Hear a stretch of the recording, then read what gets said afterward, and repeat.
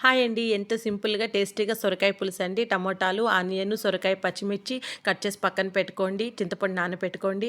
ఇప్పుడు మనం కడాయిలో ఆయిల్ వేసి, పోపు దినుసులు వేసి, పచ్చిమిర్చి చిలికలు వేసి, ఆనియన్ ముక్కలు వేసి, కరివేపాకు వేసి, మనం మెత్తగా బ్రౌన్ కలర్ వచ్చేంత వరకు ఆనియన్స్‌ని బాగా ఫ్రై చేసుకుందాము. అవి బాగా ఫ్రై అయిన తర్వాత టమోటా ముక్కలైతే వేద్దాము. వేసి టమోటాలు మెత్తబడేంత వరకు మూత పెట్టి చక్కగా ఫ్రై చేసుకుందామండి. ఇప్పుడైతే మన సొరకాయ ముక్కలైతే వేసేద్దాము. వేసి బాగా కలుపుకుందాము. కలిపి ఒక 5 మినిట్స్ అండి బాగా మగ్గపెడదాము. ఇప్పుడైతే సరిపడా ఉప్పు వేసుకుందాము.